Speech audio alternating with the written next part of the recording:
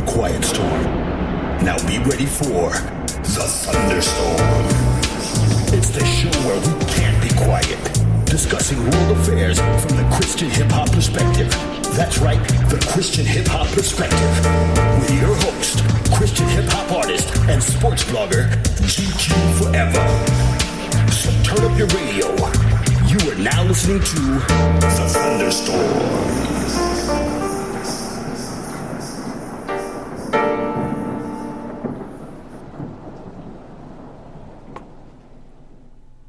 One, two, is this on? I can't keep it nothing but real. I got a queen on the broadcast with me tonight.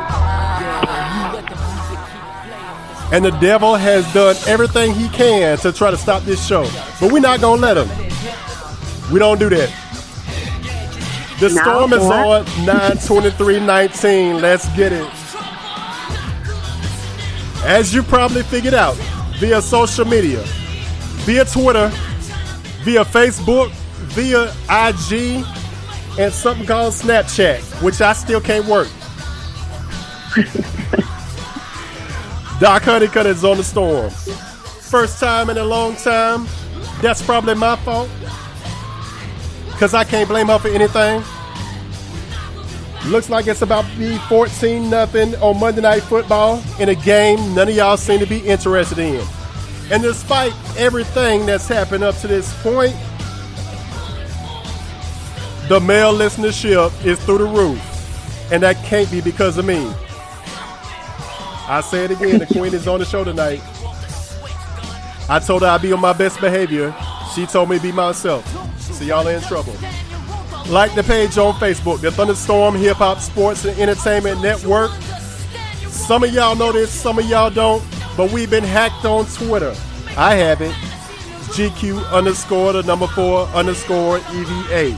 They can't stop that one. But someone's trying to hack into Storm Radio. At Storm Radio 66, at Storm Sports 66.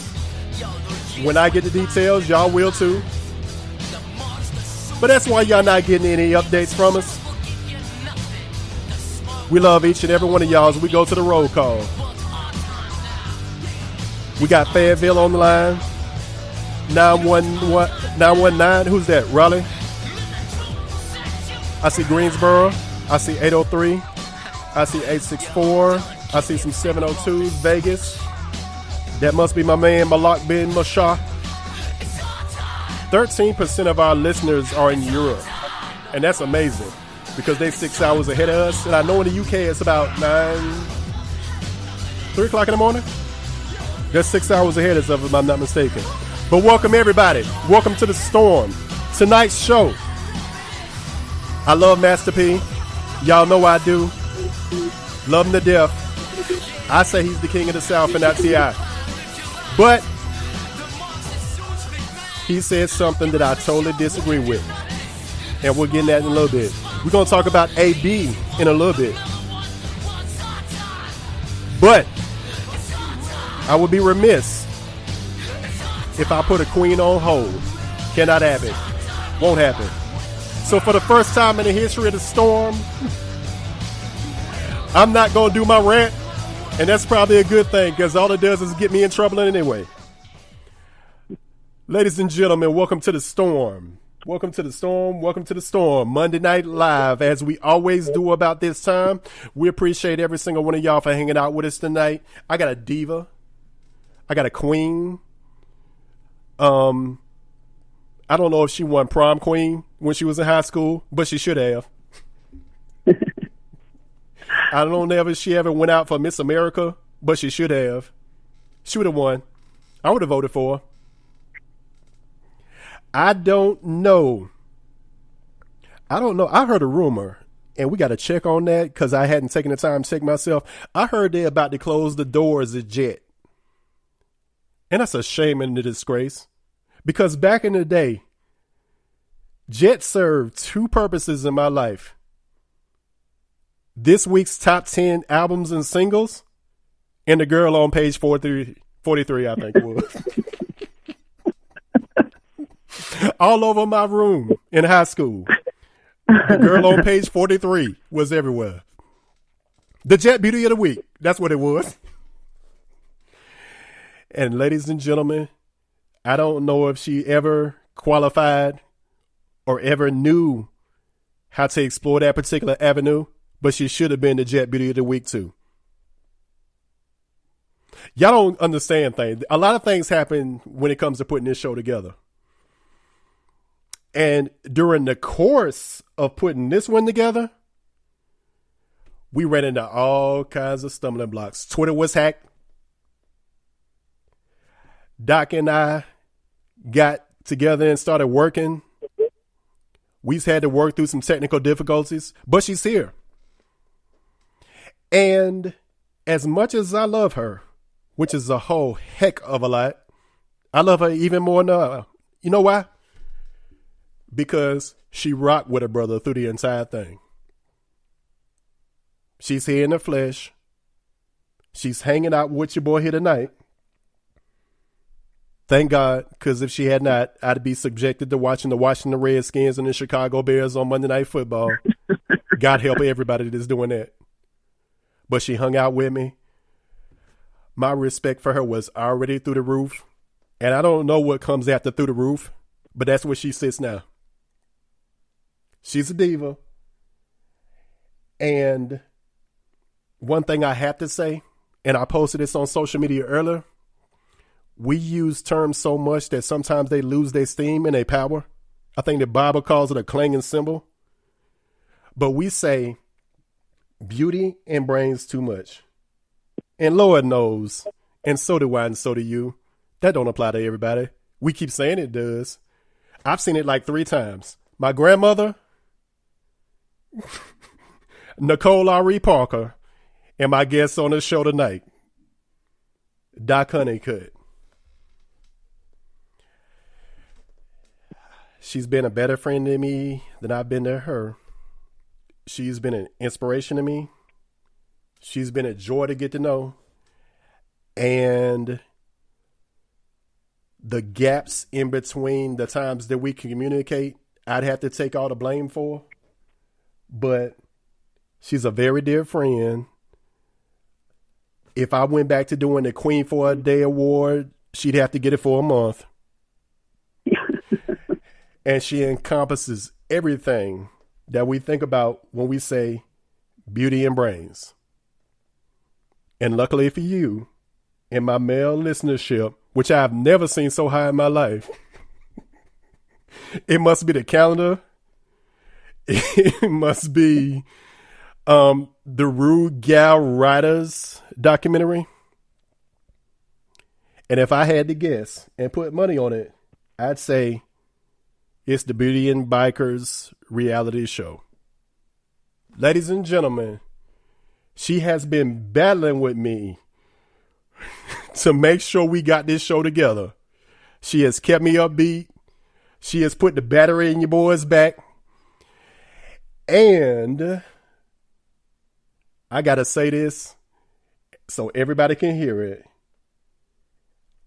I have never seen somebody rock with your boy so hard as she has rocked with me to make sure the show gets done tonight. I've been married, and she ain't even rock with me that whole.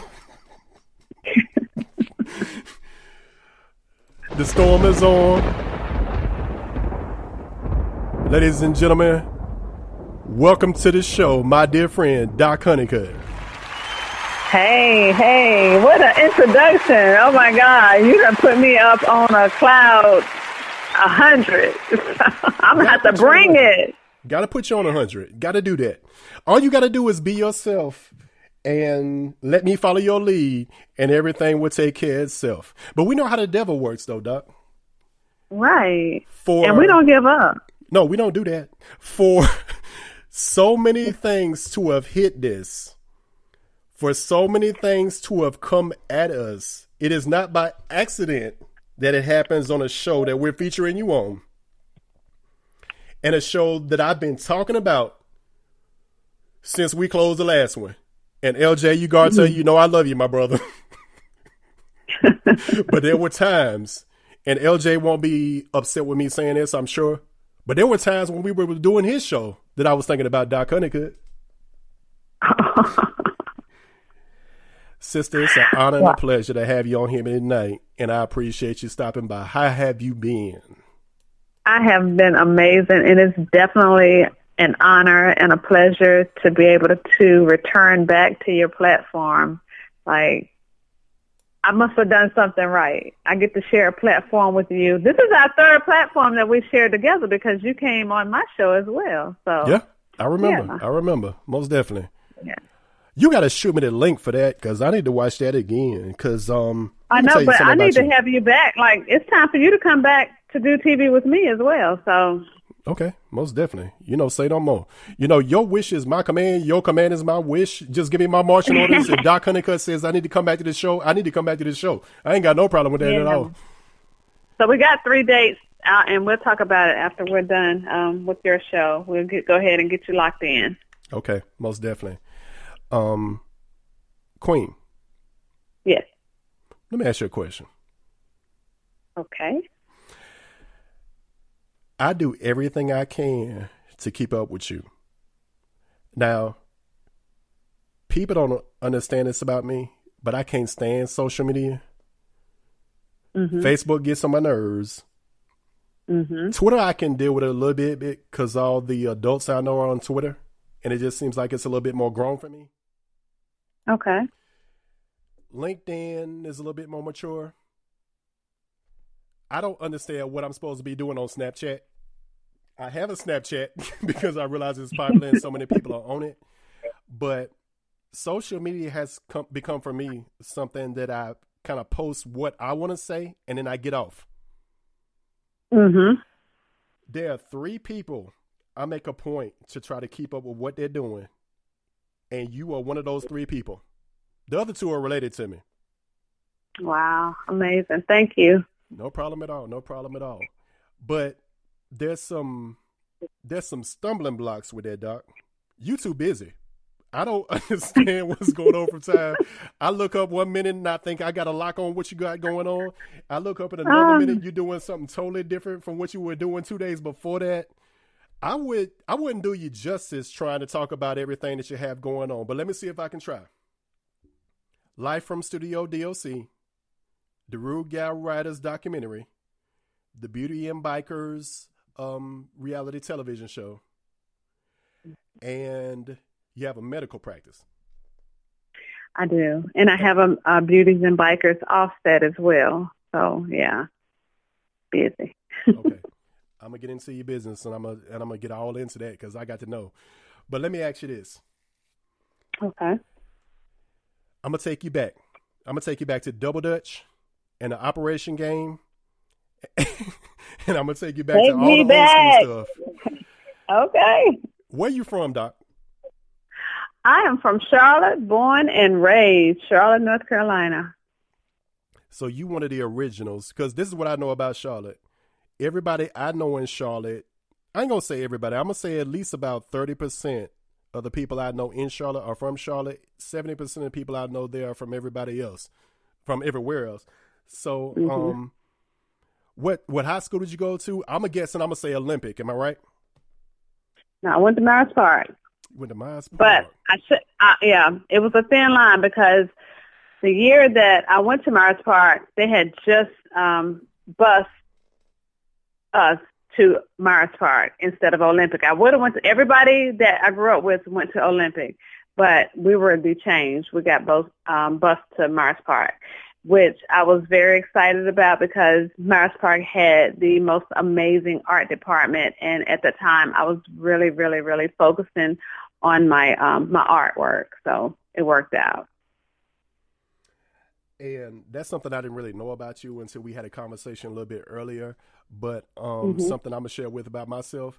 I was a little bit of an artist myself. I did that until I discovered the turntables and I decided I wanted to be a DJ. That pretty much messed up the art thing for me. But the first thing I ever wanted to be was a cartoonist. I wanted to do storyboards. I wanted to do comic books. I even created like these black comic books back in the day. And right.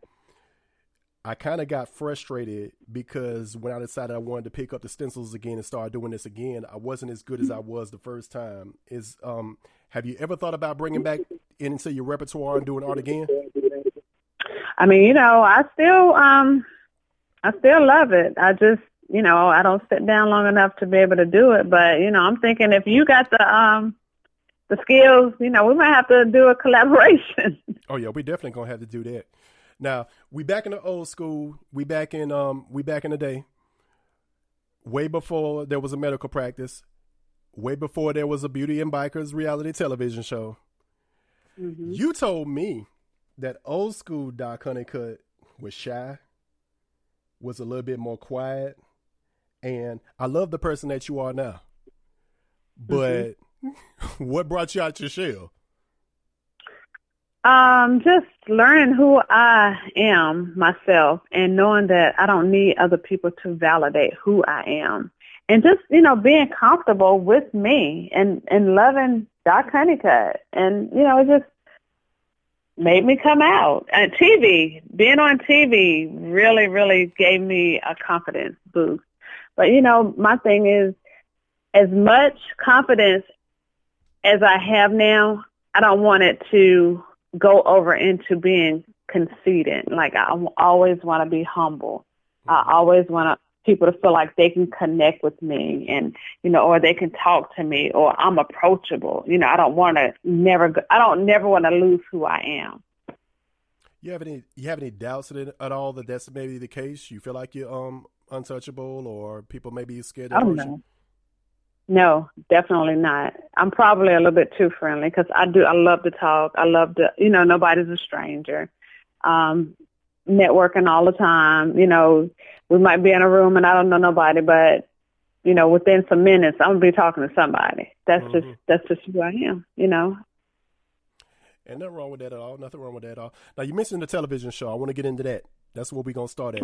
So, was this something that you wanted to do and God opened the door, or was somebody talking to you about it? How did the whole thing come about? So my thing is, you know, with me having a practice, me being a doctor, I was trying to find a way to give back to the community without them having to pay for something all the time. Like, I wanted to give, you know, like advice on TV and bring specialists on. So I was by chance, I had a patient that came to see me one day, and I was talking to him about I wanted my own show, and he was saying that he have a show, but he wanted me to take his show, and he was a minister. And I'm like, you know, I want to produce my own show, because I had, you know, I had a vision of how I wanted it to go. Like, I wanted 5 women to be at a round table, and we just talk about life situations. Mm-hmm. So, you know, he said, well, since you don't want to take my show, I do, you know, I have a connect. I can get you connected to my director. And with me bringing you in, she'll make sure that the network take you and you have a show, and she'll make sure you have everything you need. You'll be fine. And he did just that. And this was 5 years ago, and he's not here now. He passed away, but I had my show before he passed, and, you know, and I've had it ever since. And it's been amazing. And it's, you know, built other platforms for me to level and grow. Gotcha. Why medical school? Well, because, you know, I worked regular jobs. I worked at grocery stores, and I've done customer service work. And the store that I was working for, I was a general manager. I could see that, you know, they would change faces in the like the management, you know, higher than myself. And I just saw that it was not going into a good direction. I saw it, you know, declining.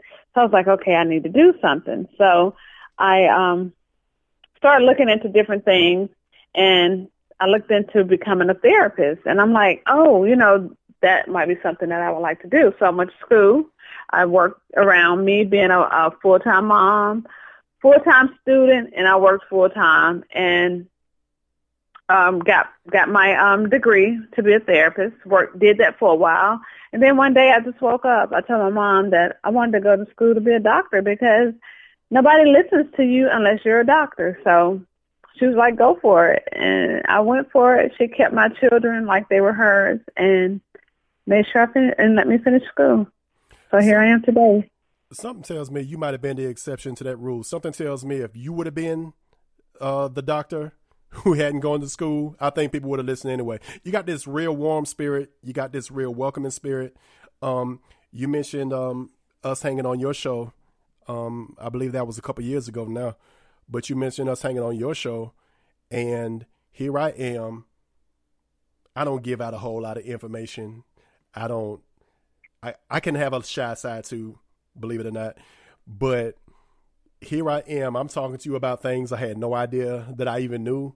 And all of a sudden I'm sharing things with you that I didn't know I would ever feel comfortable about sharing. And everything just felt nice and everything felt normal. Is this something that you, I know you said you were into therapy a lot. So is this something that you have seen often? If you already know that about it, you've always known that about yourself? So I was doing like physical therapy. So, I was dealing with like the muscles and joints and bones and all that good stuff. But I noticed that I've always had like a discerning of spirit. I've always known how to talk to people and treat people and make people feel, comfortable that they can talk to me. I talk to people, where they are. I don't try to go over their heads. Even with my patients now, I talk to them like I'm talking to you, because if I talk to them over their heads, what good is it going to do? They're not going to know how to take care of themselves. They're not going to know what I found and how they need to treat it. And, so I talk to them just like we're having a conversation as well, because I want them to understand, like, this is what's going on with their body. This is what we need to do. We are a team. Teamwork make the dream work, and we're going to get this done. So, they will open up to me and talk to me, because I have to know everything about them to get the best treatments that I can for them. And that's my goal at the end of the day. I have to imagine even in physical therapy, though, they just want to open up and just talk to you. Just tell me I'm wrong. They do. They did. They did. Yeah, they did a lot. Oh, yes. I was a therapist. Like, you hear so much, about a lot of different things, but some, you can't go into it too much, because that's not what they're there for. But, you do listen, and, I listen, and I might have a word or two, but that's not our focus. Yeah. You mentioned your discerning spirit, the fact that you're so sociable, the fact that people feel comfortable speaking to you, the fact that you can get along with everybody. Has that ever led you to moments of maybe ministry? You mentioned the guy that actually wanted you to take over him, wanted you to kind of navigate the show in that sense. Is that something you were ever interested in doing? I think my ministry is more of a healing ministry. Right. But I do speak. I speak at different events. And, I know God is using me in the way that he would use me. I talk about many different things. I talk about a lot of mental health. And, when I go out, because I'm a mental health advocate, mental illness is real. Nobody wants to talk about it because of the stigma that has been attached to it. And I want people to know that there is help and there is resources. But my thing now, when I go speak to at these different events and I speak about mental illness, I want them to have somebody in the back, somebody from somewhere, from a specialist, mental health specialist that is right there. Because when we start opening up those cans of worms and, when those yolks start being broken, we want somebody back there, because these people are crying out and they want help then. Mm-hmm. So I always have somebody now that specializes in it, because I didn't go to school for mental health. I'm just an advocate for it, because my loved ones have been attacked by it. I've wrote about it in my books and everything. So I talk about it. But, yeah, I always have somebody that's on hand that can give out pamphlets, that can give out numbers, that can help them right then, because they need the help right then if they're there and they start, crying out for help. I want them to have it then, because people won't go home. If they go home, they might not go home and call on that Monday. You know what I'm saying? Mm-hmm. but if they got that help and those resources right then, they're prone to get that help that they need. Gotcha. We're going to get into a little music. We're going to play I'm Free by Rare Breed and my homeboy Just Will. We're going to get right back into it. Doc, I kind of want to get back into that mental health sense and the challenges you may face with people, getting people to open up with you. Fair enough? Yeah, absolutely. And I want to talk about the books and the Beauty and Bikerz reality. We're going to talk about everything. Yeah, we got to talk about Beauties and Bikerz. We got to talk about it. I'm Free, Rare Breed, Just Will. You listen to The Storm. Keep it locked. Hey, yo, Will. Hey, what up, though, bro? You know how it says in the word, who the sun sets free is free indeed? Yeah, man, I'm with you. I look around and I see living proof in us, bro. Hey, let's go. Ionosphere on the beat. I'm free. Free from addiction, free from the life that I used to display. Shout out to Ion for cooking this beat. We decided to slice it up like a fillet. The road that I travel is only one way. My faith is on lock, but it's not in the safe. Keep the word in me like every day. No, I'm not in hors d'oeuvre, but I be in the tray. Rare. Living this life and you know it. Not playing around, I was never a gamer. Times of the essence, this message is crucial. I'm driving the lane, not relying on faders. Plenty of haters, but I never listen. Like bread in the oven, my Jesus has risen. He gave up his life, that's how I'm forgiven. He's coming back soon, that's not just a prediction, man. Back in the day, I followed the masses. Now he's a potter on the clay caches. So all I wanna do is go fish match it. He gave me the tools to turn the kid around ratchet. I believe it. If I say it, I mean it. Please forgive me, cause I know that I need it. We go harder when there's only one reason. We know you need blood like a tick on some leeches. Whole life I've been searching for an answer, but I avoided God like the plague or a cancer. And he still showed me mercy. Man, I don't understand it.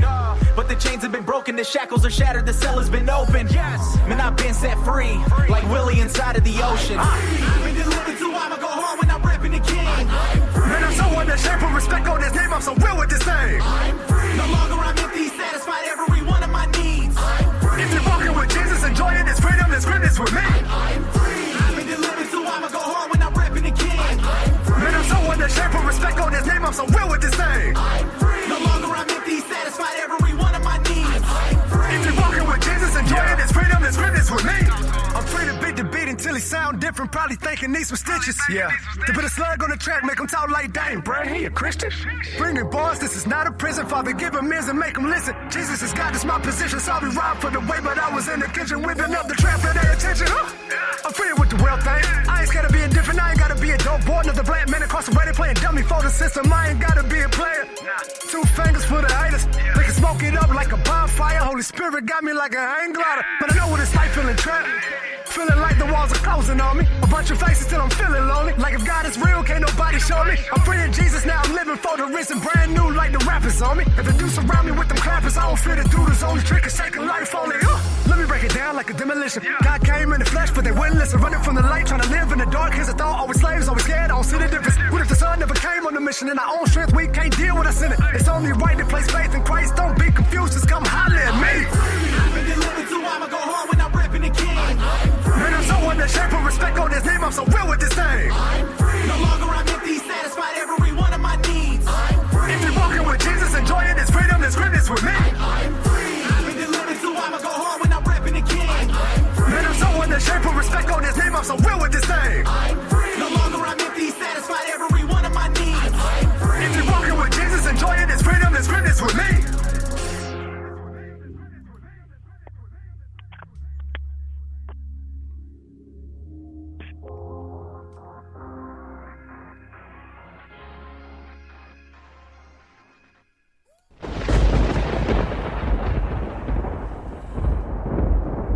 Storm's on 30 minutes in. If you tuned in late, you're listening to Doc Honeycutt. She's our special guest on the night. Doc, I'm going to use me as an example. My story is well documented. Depression, 4 children in heaven, depression again, mental health issues, challenges, 2 suicide attempts.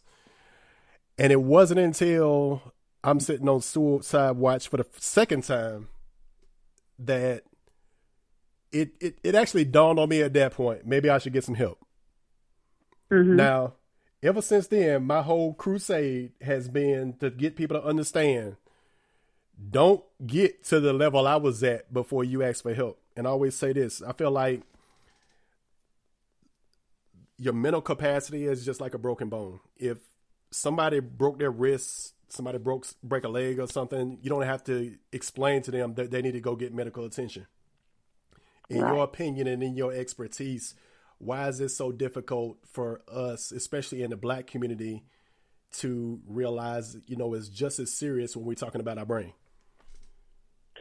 Because, like I said, I think it's the stigma that has been attached to it for so many years. Like, if you think back, when we were younger, nobody really talked about it. They'll say, oh, they sick in the head. That's what you would hear. Mm-hmm. And it wasn't really a lot of help the way it is now, too. Like, it's plenty of help. Nobody should walk around, without getting help. But I think people get embarrassed about what somebody's going to say. The first thing that, is attached to it is they're crazy. But it's not being crazy. It's having mental challenges. And once again, those mental challenges can be dealt with, but you have to want the help. And I just feel like a lot of people get embarrassed about going. And then if you go to like the behavioral health centers, they're overwhelming because there's so many people that need the same help that you need. Like it's gobs of people. And I didn't realize that until I had to take some of my loved ones that were having issues. And just going to those centers can be very, very, very overwhelming. Just looking at the people, some of them walking, just around like they don't know what, who they are, and they don't. Or walking around like zombies, just different kind of things. So that can be a little overwhelming too. It's actually sad in a way when you actually think about it in that vein. You ever have any challenges with getting people to open up to you? Well, like I said, with the I'll speak about it, but I'm definitely not a specialist in that area. That's not what I specialize in. So, I do refer out. If I can get somebody to open up and know that they need the help, I make sure I have people that are there that I can make a phone call and make sure they get some help. Mm-hmm. For the person that's struggling and they're right there in the moment, they're right there in the middle of the panic attack, they're right there in the middle of the depression, some of them may be even thinking about suicide, things of that nature. For those that are in that situation who don't have the benefit of, just getting up and going to the hospital right there, what's step one? What do they do in that moment? Is there numbers they can call, anything? There is numbers that they can call, and there's also like resources like the Genesis Project one. You can reach out to them, for a person or families check on your people too. If you know that somebody is having those issues, stay in contact with them, because a lot of people, when they get to that point where, like they get to that suicide point, they don't even want to be around people at that point. To me, I think it's like being like an elephant in a room or something like that. They don't want to talk about it. They know that they need the help, but they can't think enough to reach out and get the help that they need. I had a lady to tell me that the other day. She was like, I know that I need to do these things. I know that I need to take my medicine. But when I get to that point, it's like, I don't do it. They don't do it. They can't think that far. They, their brains and their minds are all clogged. Yeah. And for like people that don't have those, like I've been depressed myself. I came out of it, like within a day or so. I mean, everybody has felt depression, but that's the thing. Like when it's out of the ordinary, like everybody feels it at some point. But I can't imagine being the way that I felt for like a day, feeling like that, like for all my life. Like there's people that go, they're in that dark place forever. And I wouldn't wish that on anybody, because I know how I felt just for that moment. And it's not a good feeling. Like you're afraid, you just feel like you're in the dark, like you want to alienate yourself. You don't want to get out of the bed.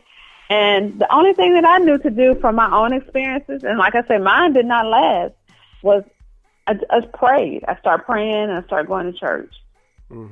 That's how I beat mine. Yeah. But everybody, somebody else, it might not work for them. They might not have the faith that I had. Yeah. So I'm glad you pulled through it.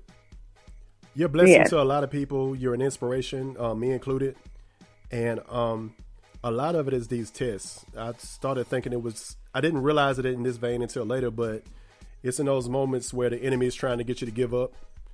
And if I can stop Doc at this point, it prevents her from getting to that point. Because if I can stop her here, who knows who she would have met there and how many other people she would influence and how many other people she could have kept. So I got to stop her right here in this moment. It's almost like running the hurdles in like track. Like you see the finish line, but you still got to get over hurdles in order to get to it. But you said that's the Genesis Project was one of the ones you named?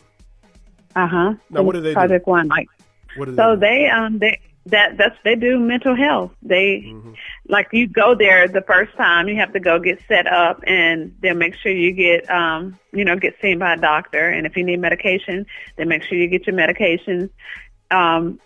They make sure you get there everything that you need to have healthy mental success. They make sure you get that. And the next time, like you go to them the first time, but if you need like a counselor, after that or therapist, if you can't get to them, they will come to you. And see, that's a lot of people have problems because they don't have transportation. Yeah. But they'll meet you at the park, they'll meet you at the church, wherever you need because they want you to be successful. Yeah. Good information. So you started in physical therapy. Your practice now is what? What type of medical practice do you have? So my practice now is I do a lot of private wellness for athletes, for NASCAR drivers, owners. I do assessments on them, whatever they need to make sure that they have success in their careers. I make sure that they have it. And, even if like they're injured, they'll come see me first so they won't get on the injured list. But then if I need to refer them out, if they need care after me, I make sure they get that. So, does that make you a sports fan? I'm a sports. I watch football and I like basketball as well. But like when I'm in there with these different athletes, though, I'm just their practitioner. Like, all of that don't matter. I turn it off at that time to make sure that they get the best care that they need. Right. Most definitely. And they don't even know, like, I won't even let them know, like, I watch football or, you know what I'm saying? Or y'all lost this week. None of that. Yeah. Gotcha. It seems like that life is a far cry from the Doc Honeycutt that a lot of other people may be familiar with. So when we tune in and we see this physically beautiful Doc Honeycutt that's in the calendars and on the Beauty and Bikerz reality television show, is there any sense of, let me ask you this, what did your mama say? About what? Like, which one? What did your mama say about all that? What did she say about the calendar and the Beauty and Bikerz thing? And is there any pressure from people to just say, just stick with the practice, be professional, so on and so forth, try to get you to tone it down? No, they don't, because, at the end of the day, I'm going to protect my brand. And I'm not going to do anything stupid. I don't even, if you look on my social media, you very rarely ever see anything about me being a doctor. The only reason I do say something about that is if I'm doing an event for mental health or I'm talking about my books, just to validate that I am, this is what I do. This is what I do by day. But you'll never see me on there like, I need patients, come to my office, taking new patients. I don't do that. My social media is for me being a media mogul only. I think it's cool. I see you living life. I see somebody that's successful professionally, somebody that's interested in all things and has allowed God to come into their life. And God has opened the door for you to do all kinds of other things that you're interested in. That's how I view the whole thing. I think I'm just doing what a lot of my peers scared to do. Like they think they have to be a doctor 24/7, and no, you don't. You have a life too. Mm-hmm. And then when they get in trouble, you know what I'm saying? They get in trouble because they done been doing stuff undercover.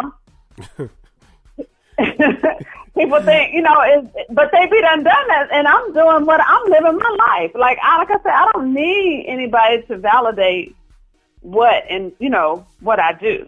Yeah, most definitely. I'm gonna do what I'm gonna do what I want to do. I have a life too. I like to ride motorcycles. I like to have fun, but I know when to do it. Mm-hmm. There's a time and a place for that, and and when I'm off work, I'm having fun. I'm living my life. But when I'm at work, it's business all day. It's business. I'm asking you this because I try to wear a couple hats myself, and sometimes I can look at you and see that you are actually doing this a little bit better than I have. I'm asking you as advice for myself. There has to be moments, though, right, where one career or one interest or one platform conflicts with the other? Are there ever times where sometimes the time is robbed from one thing to be successful at another? No, I try to balance it so good, and I don't even know myself how I do it, but I don't ever let my media stuff interfere with me taking care of my patients. And you have time to do it all? I do it all. And like I say, I don't even know how, but like this week was one of the most busiest weeks for my media. But I still maintained. I still made sure I saw all my patients. And, I have to be really careful with that, too, because I have to be focused. I have to make sure I give them the best treatments that I can. Mm-hmm. And I handled my business. I did. I done everything that I was supposed to do. That's a blessing and a talent. And we're going to get into your books here in a second, but that might be a chance for you to author something on that nature, because I don't understand it. I'll be honest with you. Like, it's great. I'm proud of you. I'm glad at everything that you're accomplishing, and I'm glad you're living your best life. But it's confusing to me. I've been in the boardroom meetings, and I've been thinking about, man, I need to add another snare to that track I just put together, and I need to put some delay on the vocals on this. and I've been trying to focus on, okay, what are the Eagles doing? They just signed this player, and while I'm typing, I'm sitting here thinking, man, I got to get Doc on that show later tonight, and got to make sure I download this audio for this show. I don't know how you do it. It's definitely a talent. Yeah, I don't either. I'm telling you, I do not know how I do all the things that I do. Like, if somebody filmed my entire day or my entire weekend, with me balancing everything out, I just don't know. So what do you do for rest? How do you kick back and relax? I go to bed. Okay, yeah, that'll do it. I do go to bed. Now, that's very important to me. I have to get my rest, because that's one of the necessities of our body. It's like we have to rest so we'll be ready for the next day. And our body have healing properties that are released between the hours of 10 p.m. and 2 a.m. So I'm definitely trying to make sure I get my healing hormones secreted through my body, so my body be ready to run, properly the next day. I eat right too. I work out. I eat right. My diet is very, very clean. So you are what you eat. You put junk in you, you're gonna feel like junk. But I put some good wholesome foods in me that my body's gonna use for energy. Yeah. I think I got this. I think Beautiez and Bikerz is one of the later projects. So I'm trying to put all this in chronological order. Which one came first? Was it the books or was it Live from Studio D.O.C? Which one came first? So the TV talk show Live from Studio D.O.C came first. Mm-hmm. Then my Root Gyal came second, the Root Gyal Rider documentary. Okay. But I kind of put that on hold for a little bit because nobody seemed to they didn't get excited about learning about female motorcycle riders. Like, you know, they just didn't get that excitement. So I was like, okay, I'll do a reality TV series. But in between that, I wrote like 7 books within a year. I just wrote them in I learned how to publish myself, and I just went crazy. I had all this stuff in my head, and I just wrote and published. So I have somebody not interested in Rude Gal Ryders. That sounds something like it's totally interesting. Things that, you know, we wouldn't really classify as something women would be interested in. Like, what was the hesitancy? Well, I think, you know, people, they lean towards like junk more than like education, right. You know. Right. So documentaries, when they heard of a documentary, I mean, they was like, okay, you know, it's a documentary. But when Beautiez and Bikerz came out, boy, that thing had flames to it. Yeah. Life with Studio D.O.C. You kind of explained some of the premise there. Let's get into your work as far as literature is concerned. The books. How do we go about purchasing them? How do we? What have you written about in the past? So I have an online bookstore. I've published 7 books myself, and the site is lulu.com/spotlight/Doc Honeycutt 1213, and my whole bookstore will pop up, including my calendars and everything. So everything that I've written about so far is empowering and talking about health. Giving up is not an option. Mental health books. He couldn't have me, so he attacked my loved one. Mental illness. Better Mind, Better Me. What else? Journal your way to self-improvement. That's one. It's a journal because I believe in journaling, especially if you want to, if you have goals that you want to reach. Write them down. Journal. And that way you can go back and look back and take inventory and be like, oh, I can check this off. I did this. So, and what else? I have 2 coloring books.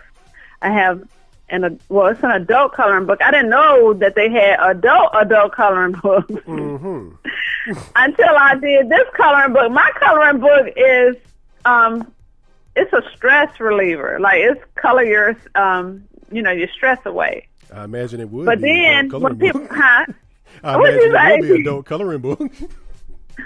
But no, it was for adults to color, because I know adults like to color too. But I didn't know that they were like real adult coloring books. You know what I'm saying? Like adult coloring books. Yeah. They got something for everything. Like they got dice, and I ain't even gonna get into the dice, but you know, you're allowed to have a lot of fun if you're a grown up now. You know. But my coloring book is it's children friendly too, because cool. My Reagan and I, we have a coloring book together that we take to like to the Levine centers and places where children are that that don't feel so good. And we put them in the waiting area so they can color, because if you remember, even with adults too, like back in the day when we used to color, we didn't have no stress. All we had to worry about was staying in the line, and that's all we thought about when we were coloring. So that's why I thought to do those coloring books for the kids and for the adults as well. You got a lot of imagination. I think it's all wonderful and everything. I got lulu.com for those that tune in late. /spotlight/Doc Honeycutt 1213. And that's going to give me everything I need. That's going to give you everything you need. That's going to let you see all of my books, calendars. I'm revising the calendars as well. Cool. And doing this, we're buying straight from you, right? Because we don't want to go to Amazon because they take too much money. You buying straight from me, but of course, you know, they're going to get their cut. But I do have books on, I have hard copies too as well that I can sell from my hand to yours too. Gotcha. Sign them and everything. All right. So Gyal Ryders, the documentary. How did that come about, and how do we go about getting a copy of that? So the documentary came out, like I said, from me doing TV, I knew that I love riding motorcycles, and I knew that every woman had a story. So I'm like, okay, I'll do a documentary film and let these women, I'll give them a platform so they can tell why they wanted to ride, what was their outlook of them riding. So I did. I got a director, Charles Easley. We shot the ladies. It was like 10 ladies that gave us different stories about, everybody had a different story of why they rode. Some of them, they rode for an outlook because of health reasons, because they had gotten divorced, because they were, just different, many different things. We heard many different stories. So it's amazing. You can find it on the ON channel, the ON channel, and you get that through Roku, Fire Stick, Google Play, Android TV, Apple TV. So we're in 500 million homes worldwide. And everything that I've produced has made it to TV, and I'm just so honored and excited. So I can get Rude Gal Ryders on Roku on, you said? Uh-huh. Yep, you go to... and we find Beauty and Bikerz at the same place? You found what? Same place? Find Beautiez and Bikerz at the same place? You find Beautiez and Bikerz at the same place, yep. Okay. I had got picked up. My Beautiez and Bikerz had got picked up, and I didn't have one single episode ready. Wow. And people was waiting to pick it up, yeah. That's a blessing. Definitely a blessing. Amen. Yeah, definitely. You mentioned everybody else's favor. Story. It's just favor. Yeah. And it ain't fair, and we don't care when it comes. As long as we get somebody. You mentioned a lot of people had their different stories. What was your story for riding? I mean, how does shy, unassuming, quiet Doc Honeycutt from Charlotte, North Carolina, that went to Myers High School end up on the back of a motorcycle and then on the front of a motorcycle?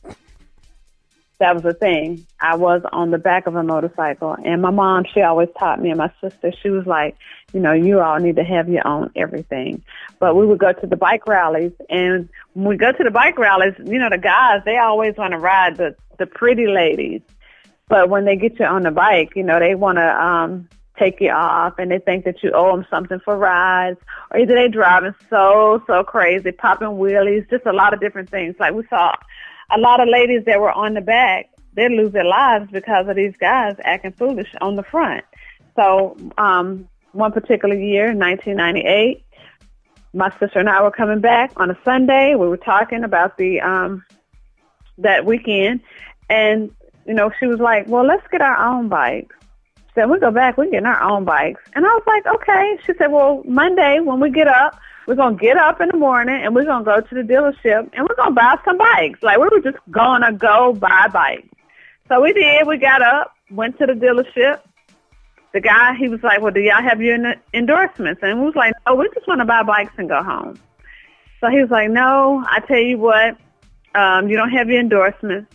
Go take this class at Central Piedmont. It's a safety class. It'll teach you how to be safe on your bike. When you come back, I'll sell you some bikes. So we were mad. He was like, we want to just buy some bikes and go. So we did go take the class. We got our endorsements, but we bought our bikes, but we didn't buy them from him. We went and bought them somewhere else. So I've been riding ever since. My sister's not riding now because she, for health reasons. But my mom, she encouraged us all the way. She was like, if I was a little bit younger, I'd be out there riding too. But my mother not taught us, but she's the one who actually encouraged us because we saw her on motorcycles when we were coming up.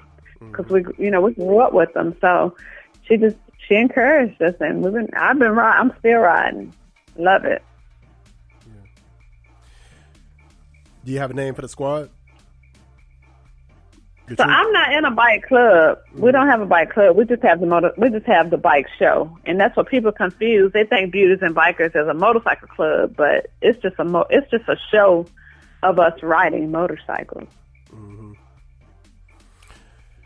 Sounds great. Now, let me see. We cover life from Studio D.O.C, Rude Gal Ryders, Beautiez and Bikerz.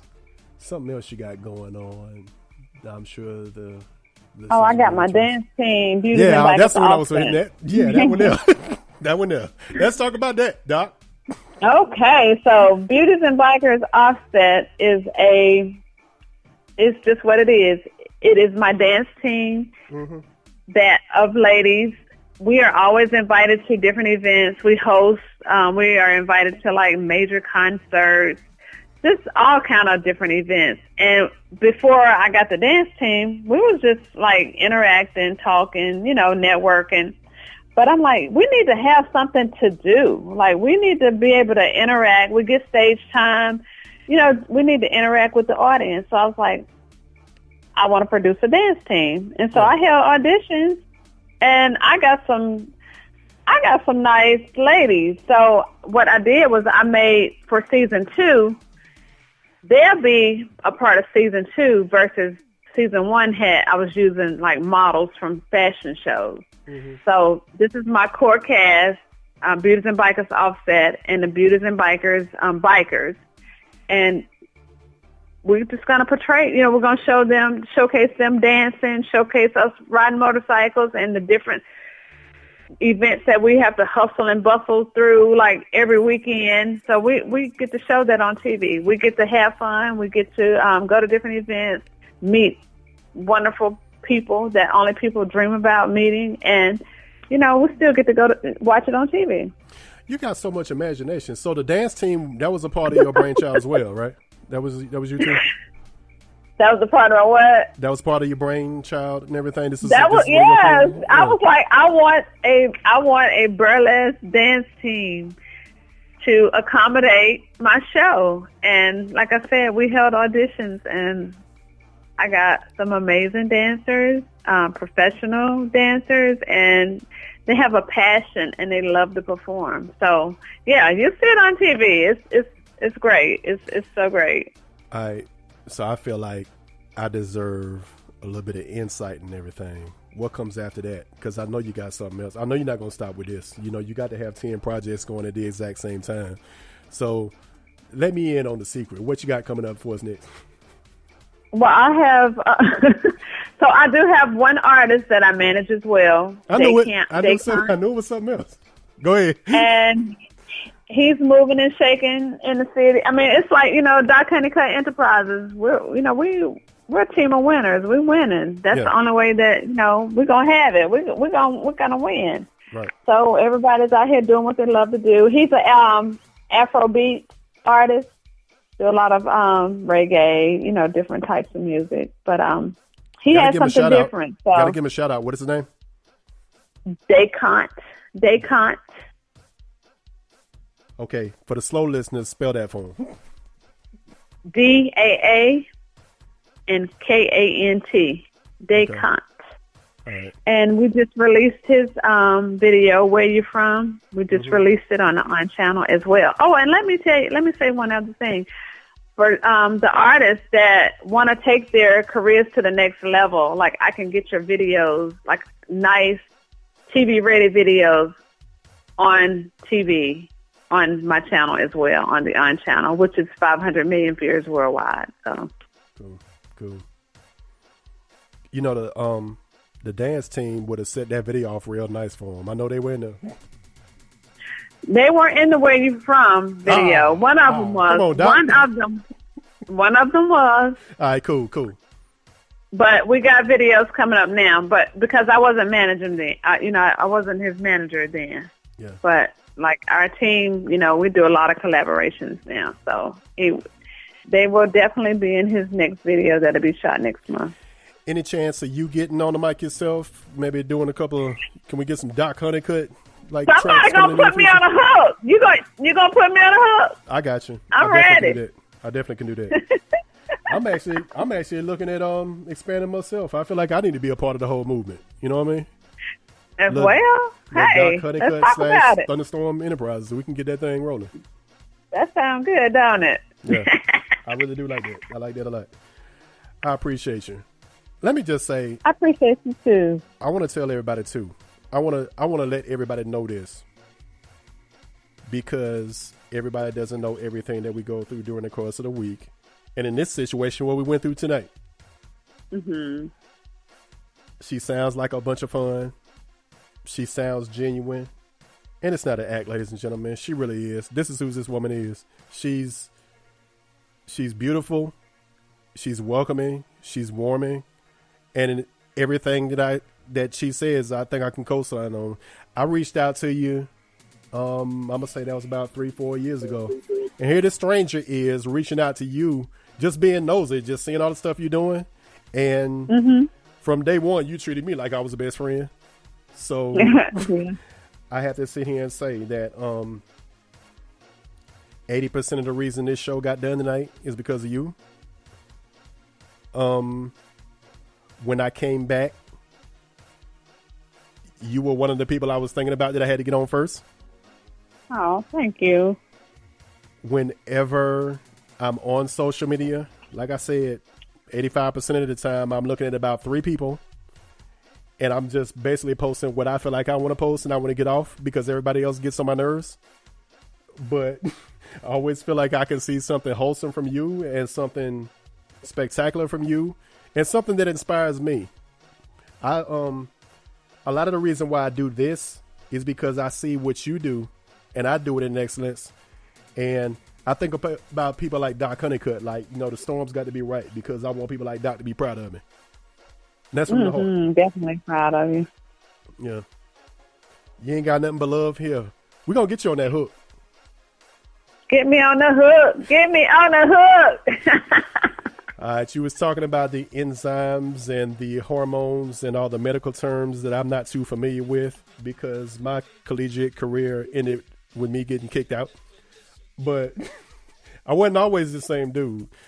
But I know I held you way past your time. But I definitely appreciate you taking some time to hang out with me on the night. And don't be a stranger. We got to do this again real soon. We do. And like I said, you know, maybe when you have some downtime and you don't, you know, if you ever not have somebody you need me, always call me. I can always talk, or, you know, I can always get the Beautiez and Bikerz on, get Day on, you know. Yeah, let's work. We definitely got to do that. And we love to have them. And any friends of yours, any family of yours is family of mine. I appreciate you so much. I appreciate you so much. You too. No lie. And I so also tell everybody to appreciate... stay tuned because you're going to be on my show as well. So they need to make sure that they tune in. Yeah. And I also appreciate the gauntlet. And it's your turn. Cue the time bomb.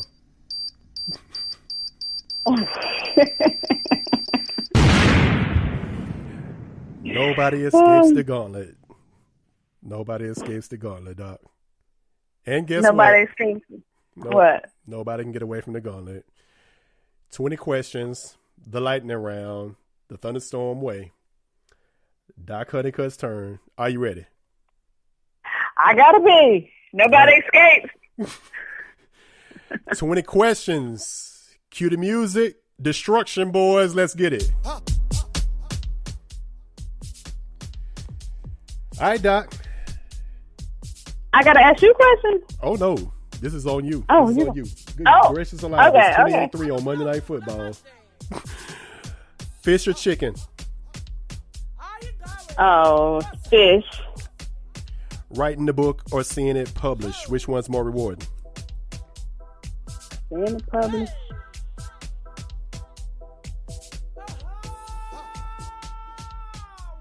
You said seeing it published? Mm-hmm. Oh, that's my fault. I'm falling asleep. I'm sorry. All right. Better vacation spot. We going to the beach or we going to the mountains? We're going to the beach. Aside from his love for God, what's the most important quality in a significant other or husband? Honesty. Mary J. Blige or Beyonce? Mary J. All right. Jodeci or Boyz II Men? Jodeci. New Edition or Guy? New Edition. So in the championship round, you going with Jodeci or New Edition? New Edition. Favorite movie of all time? The Jerk. That's a good one. Favorite slow song of all time? What of all time? Favorite slow song of all time? Oh, Better Right. I'm nervous and I'm trembling. Another good choice. So if we jump in the ride with Doc Honeycutt today and we take a ride, you turn on your system, what's the first song that's going to come out? The first song that's going to come out,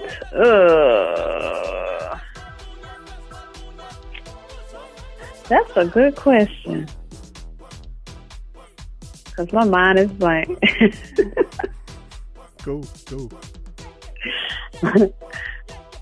I don't know what song might come out. It's got to be a Mary J. Blige.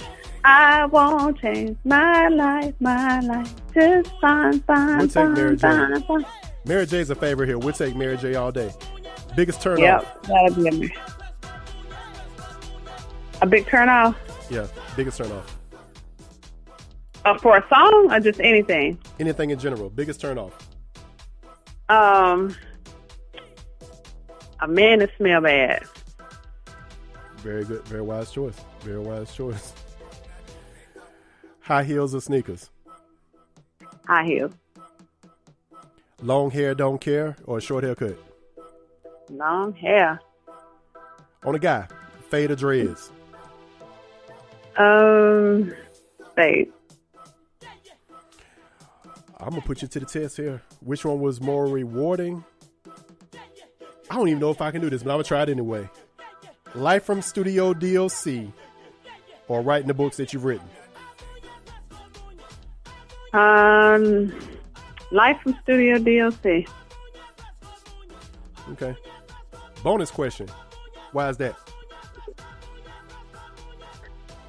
Because, people can write every day, but people see me on the show and they get to see my expressions. They get to see my personality. They get to see who I really am. But in those books, people can read it and interpret something totally different. Okay. You got a time machine. Question number 20. Doc Honeycutt has completed the gauntlet in less than 3 minutes. It's one of our record times.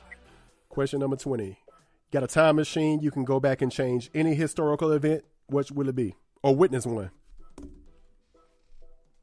I think it would be me definitely being more serious going through like my high school years. Okay, fair enough. That's a good one. I like it. Drop the bomb for Doc. Oh, that was weak. Drop the bomb. Drop the bomb. That was awful. Drop the bomb for Doc. There you go. We need a better bomb sound effect. Doc, I appreciate it. But, I heard what you said. We got these enzymes that we got to get kicked in between 10 o'clock and 2 o'clock. I know I held you well past your time. I love you. I appreciate you. You're welcome anytime. Love you too. You don't have to be scheduled. You call me up and tell me when you coming on the storm, and we will make time for you. Oh, I appreciate it. So let's get you scheduled too, like tonight, okay? When we hang up. We're going to wrap up the show and everything. I'm definitely going to give you a call back. Not going to bother you tonight. I'll check in with you tomorrow, all right? You can. Okay, definitely. I'll do that. Okay. All right. Okay. I appreciate you. Much love. Continued success. You're always welcome here. Give me your social media, and we're going to let you go. So social media is Doc Honeycutt Enterprises on IG and Doc Honeycutt on Facebook. All the other stuff you called, I haven't dibbled and dabbled in that yet. So Gotcha. There's two of them for me. I don't understand Snapchat. I have no idea what I'm supposed to be doing on Snapchat. I don't even know how but to post you on making me, Snapchat. I'm behind in time, all that stuff you called. I'm like, oh, Lord, something else? A lot of this stuff I got on because people told me I needed to be on, but I don't understand it. I don't really have a desire to either. Right. All right, lady. Much love. We'll holler at you in a minute. Okay. All right. Good night, right. y'all. Good night, lady. Good night. That was fun. Told y'all. Told you. Y'all thought I was kidding. Beauty and brains. Beauty and Bikerz. It's cool how we brought all that together, right? Yo. I'm being silly and everything, man. Like, to be honest with y'all, man, you know, it's been heck putting the show together. And after seeing what we just got finished doing here, work-wise, we put in some work right there. We just put together a manual. And I can see, like what we were talking about with her. We were talking about finish lines and hurdles. We had some hurdles putting this one together. But when I sit here and I see the listenership, and I see the callers, and I see the responses we're getting, and I see everybody inboxing me, talking about how much this is helping them, that's why. The devil don't want shows like this to get out, man. But I'm going to be honest with y'all, man. Doc is 80% of the reason this show went down tonight. Because I was about to take the rest of the night off, and I was going to watch Monday Night Football. But it's 28-9, Chicago over Washington. And I feel like I made the better decision. I've been blessed by that woman in ways that, you know, I can't even begin to describe with y'all. I feel like I'm a better person because I have people like that in my life. I feel like I'm smarter every single time I talk to her. And fellas, you know, I'm going to be honest with you. You want to check out Beautiez and Bikerz.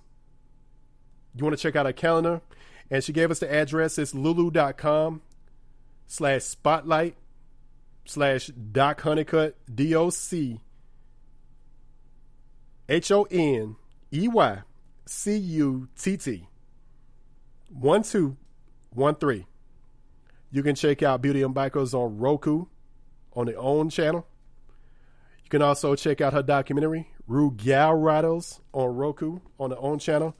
And she gave you all kinds of other platforms as well. But, you know, she always has a home here, and we'll continue to get with her, and we'll continue to talk with her.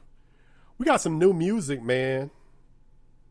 My man Anthony Andrews hit me up. I want y'all to check this one out, man. This is Take a Swim from Man on Fire himself. Let's get it. In the book of John, where it talks about Bethesda and how the angel will come down and stir up the waters and make them move. The waters are stirring up and he want to speak to you. Let's go. Hear me speak, I'm within reach. I can reach that infirmity. Saturate your blind eyes if you have urge to see. Don't even wait, located by the gates. And their faith is brought them here with many that are lined up, ready to jump off the pier. Come away in these waters, be the sculpture of his blueprint. Making contact with the angelic, there is healing in these fluids. With every breath, this dialect will go in depth of dialogue. Taking away all your pain, your soul will stand up and applaud. I do what I do, cause from my view, they're many who wish me well. Hell, captain, by their sickness, time to break them out the sail. In my group, my waters move the multitude. Won't take notice of much more than H2O. Now healing is my focus. Heavenly host has provoked. Each ripple you must approach. Medicine from above that he prescribed. I am the dose. No better time than now. You found your liquid treasure. Let us get acquainted. My name is Bethesda. You gotta come in, feel the current. Waters flowing. I know you heard it. Living streams. Watch me flourish. Healing you is my purpose. Gotta come in, get saturated. Broken lyrics, all of them. You will change. When you hit these waves, don't be amazed. Come take the swim. You gotta come in and feel the current. Waters flowing. I know you heard it. Living streams. Watch me flourish. Healing you is my purpose. You gotta come in, get saturated. Broken lyrics, all of them. You will change. When you hit these waves, don't be amazed. Come take the swim. This is cold that I behold. Many are told this place is holy. Angels fall from the sky above. I think he knows me. Lined up by the 100-some culture for dear life. Here's the case when I communicate. It's a splash that I recite. No translation needed when I'm speaking to your elements. Let's begin once you step in. Don't even trip. I only say swish. Submerge yourself beneath my surface and your curses washed away. Hear the sound of crashing waves. It means I have something to say. Surrounded by many and plenty are getting desperate. Clear your thoughts. These waters can talk. And there's healing in this message. Your reflection can't be missing. Just listen to my current. As the breeze hit the trees, I think your disease is getting nervous. Wait for the tide and look in the sky. As I rise, they will approach. Lifted by heaven's gravity, so this tide has brought them home. No better time than now. You found your liquid treasure. Let us get acquainted. My name is Bethesda. You gotta come in and feel the current. Waters flowing. I know you heard it. Living streams. Now watch me flourish. Healing you. It's my purpose. You gotta come in, get saturated. Broken limbs. Break all of them. You will change. Hit these waves. Don't be amazed. Come take the swim. You gotta come in and feel the current. Waters flowing.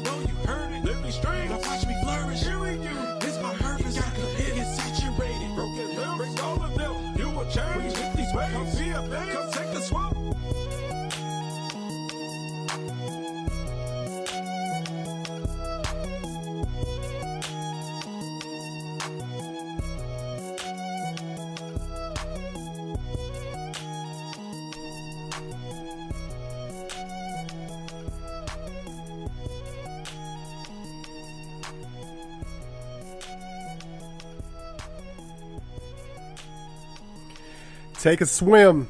New music from Anthony Andrews, the man on fire himself. Nobody will ever confuse that brother with being a copycat. Music is a copycat industry, but it's only one Anthony Andrews, man, and we blessed to have him as one of our brothers. It's coming up soon on the Storm, by the way. Got Anthony Andrews coming. That's going to be a big one. As if tonight wasn't. Ladies and gentlemen, got to show love to the Warriors. Got to show love to our crew. Making his way back from injury from the sideline. The brother's been sick. We had to hold it down on Saturday with LJ Ugarte without him. But he's back on the Storm now. Guess who's made his way to the Thunderstorm studios? My brother, Trail. What's going on, Beck? What's going on, big bro? What's going on, man? Man, everything is good, man. You feeling better? Yes, sir. Yes, sir, man. We feeling a whole lot better, man. So I'm glad to be back. Trail, we got a lot of work to do, man. A lot of stuff has happened.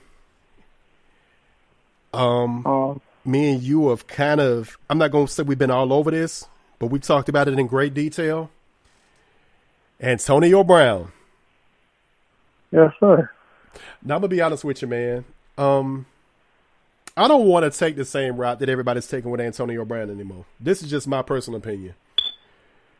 I'm worried about this brother. And I joke a lot, but I'm being real serious right now. I am worried about Antonio Brown right now. Oh, yeah, definitely. He reminds me to some extent of me. He has an approval addiction. I think something's wrong with him health-wise, and I really think he needs help. I got a chance to tune in to Speak for Yourself. I think that's Whitlock and your boy's thing. I forget his name. That dude. Yeah, Marcellus Wilder. Yeah. So I'm watching him today. He had TJ Hushmanzada on. Michael Vick was on. Michael Vick reached out to the brother. He sat there and said, you know what? I've been through it myself. Everybody knows that. I'd be willing to play the big brother role for him. And I thought that was real cool to see. Yeah, it's cool to see, but you gotta want the help. At this point, when I look at him, like you, I'm worried about him as well. On a serious note, it's one of those things where someone can act out so much that we laugh at it and we look at it, but as the antics go on and you start to realize there's a deeper issue here. Yeah, like he wanted out of those places that he was in, but it seems like every time something doesn't go his way, he throws almost what can be considered a temper tantrum. And as you know, we talk so much on this show about mental health. That sometimes those things shouldn't be looked at as just, they shouldn't be looked at as just, oh, he's throwing a temper tantrum. It needs to be looked at as, okay, if he keeps doing it, if it's a recurring thing, which this is for him, then we may need to look at it as with a more keen eye. Because I really feel like those are the people that go unnoticed. We can take it so far as to say, oh, he's just acting out, or he's just being a diva, when really he may have a deeper issue. It may be a serious illness that he's fighting. Because at this point, like I told you before, I really think he's fighting. He's showing early signs of CTE. I do. That wasn't when I said that. I'm being so serious, because if you look at the people that's diagnosed with CTE, he's already showing those signs, and it's early in his football career. So when the man says things like, I'm not going to play football no more, of course I don't think he's telling the truth. I think that's his emotions talking. But when you see how he's carried himself over the last few months, going from team to team, doing things that, professionals shouldn't do, taping yourself in the locker room, then you get to Oakland and you're not going to practice, and then you get on the Patriots and they were going, I really honestly feel like they were going to let him slide with the whole case until they figured out what was going on. But then you go and compound the situation by sending the girl a text message after you already know for a fact the spotlight is on you right now. So at this point, you shouldn't be doing anything else because it's going to draw more attention than the attention that you already got on yourself. So when we keep seeing him do things like this, I think we got to stop looking at it as, oh, he's being a diva or he just wants attention, and focus and really say, okay, is there a deeper issue here? Because I'm starting to feel like it is. It has to be. I've never seen someone go through so many mood swings in the span of months. It's on several different occasions where you can see his mood swings. When he was with Oakland, prime example, when he was with Oakland, remember, him and Mike Mayock had the disagreement. He got up there on the, at the press conference after, they had squashed it. I want to apologize to my team. I'm thankful to be here. I'm just ready to get out here and get to work. The very next day, when they was ready to find him, he go on Twitter and have a rant. Mm-hmm. And then another example, he's with the Patriots. And then it goes from y'all go out when he found out that he was getting released,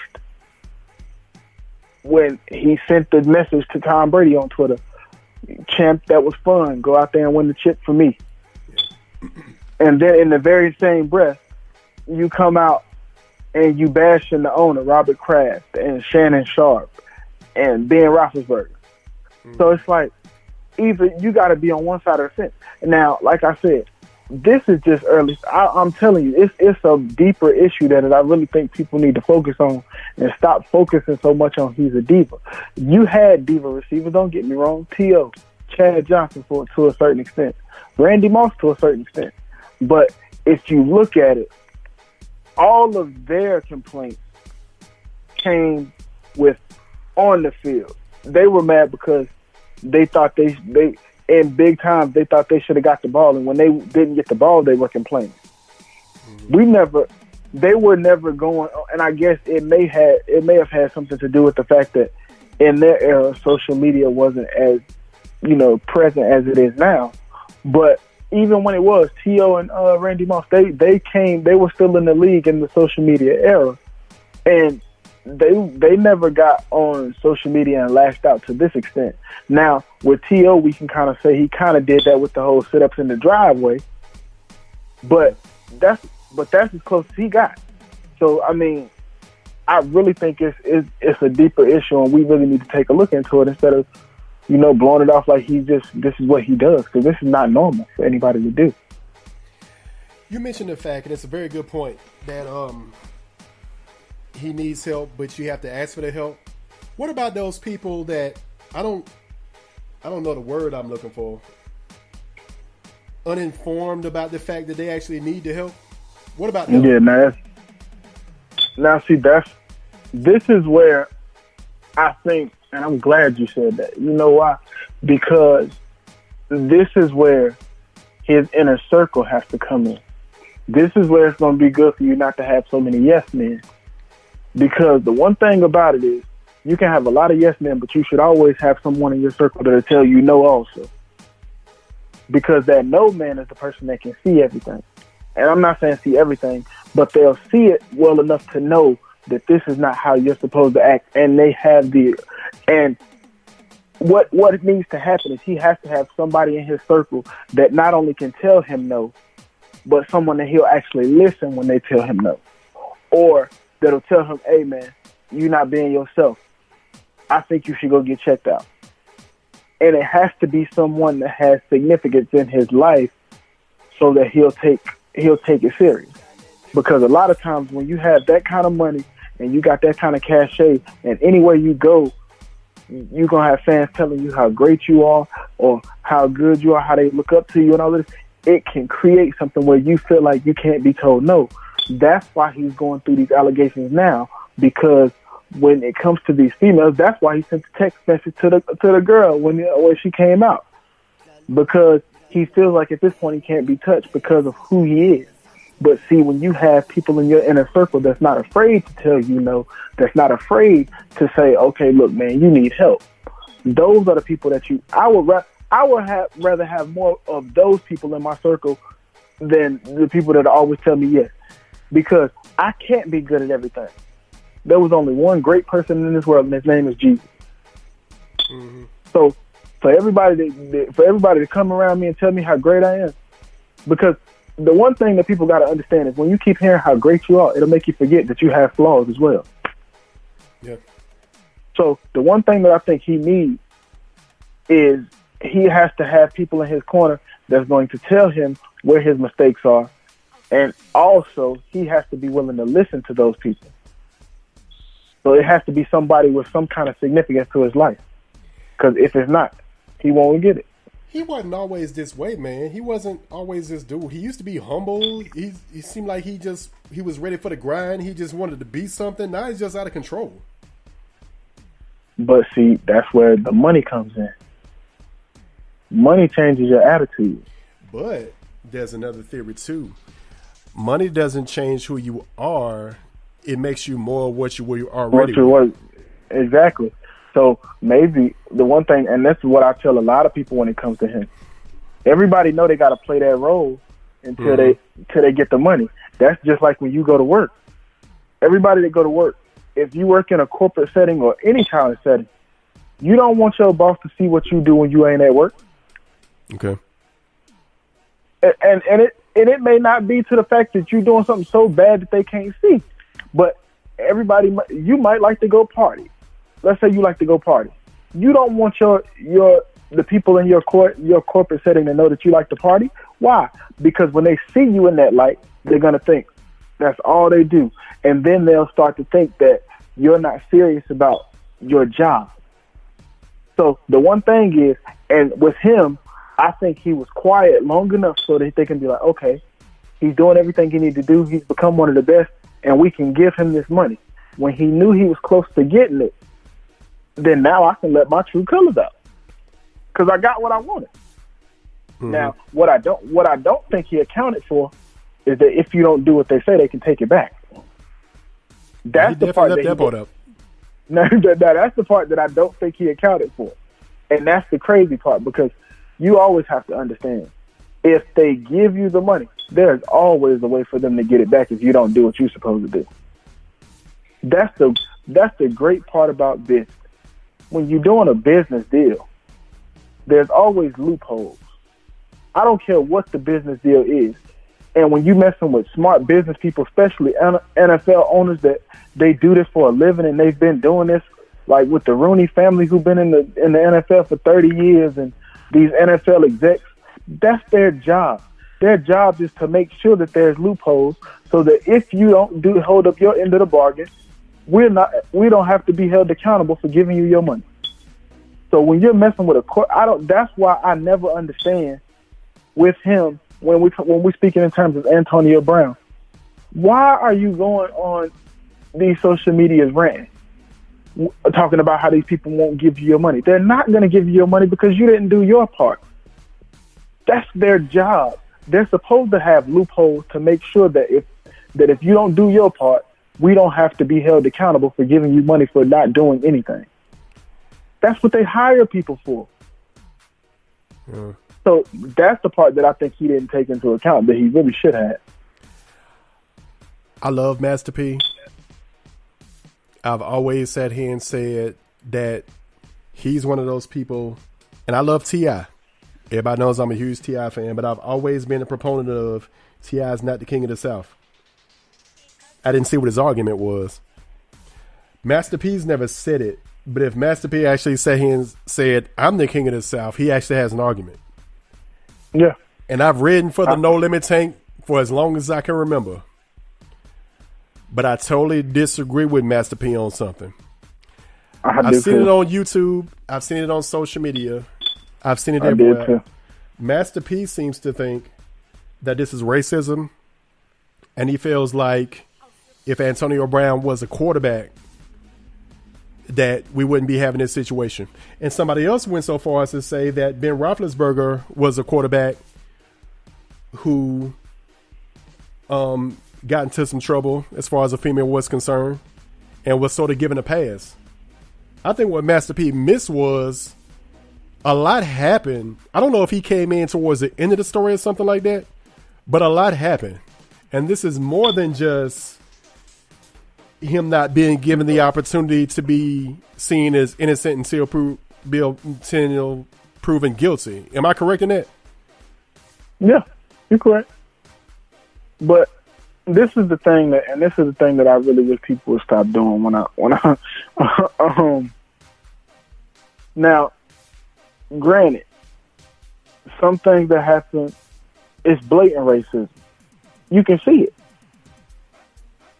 But let's not confuse racism with stupidity. Because the one thing that we have to understand about the Antonio Brown situation is they have proof of you not doing what you're supposed to do. They have proof as to why they shouldn't give you your money. So, like, prime example, when you're at practice, but you don't suit up and you don't go, you're sitting in the locker room instead of going to the practice field, doing what you're supposed to do. That's proof that you didn't come to practice, so we don't have to pay you. Or when you sat out of practice, worried about a helmet because you said you didn't like the look of it, not because of the way it felt on your head, but you said it was ugly, so you didn't want to wear it. That's proof that you're not doing what you're supposed to do. Or when you call the GM of the team that you're playing for a cracker, that's proof that you're not doing what they pay you to do. That's not racism. That's someone that's blatantly disrespecting and disregarding authority. And whether we all like it or not, we're all grown individuals.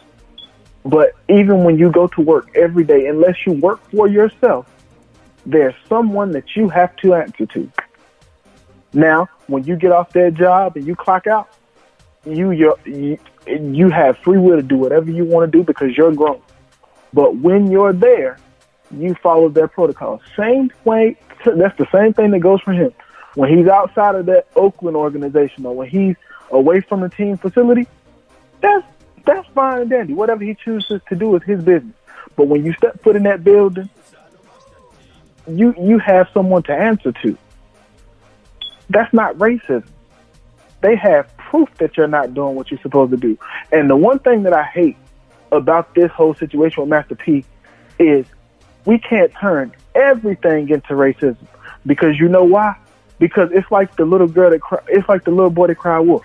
Yeah, when something racist actually happens, we've overused it. Yeah, like that's what's gonna happen. Then when we call this racism, they're gonna be like, oh, so when something really, when there's really blatant racism out here, and we really need to be speaking on it, they're gonna say, oh, watch them. They're gonna try to make this racism, and then they're gonna get off because they're gonna say all they do is make everything about race, and then it's so that's what I hate. This is not racism.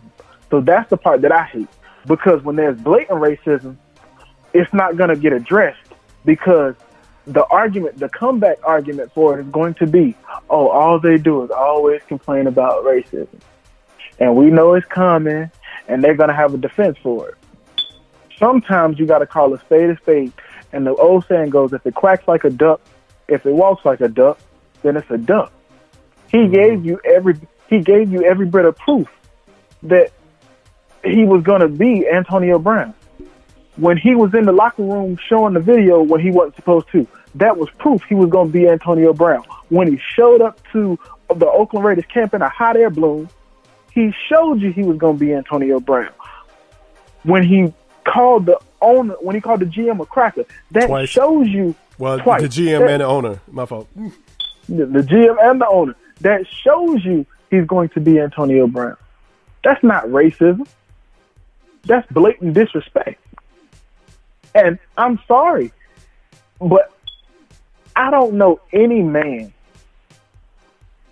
who it's hard pressed to find men that's disrespected in the way that those men were disrespected and still want to pay you. That's like you going to work and you showing out every day and you expect to get your paycheck at the end of the week. Like, how?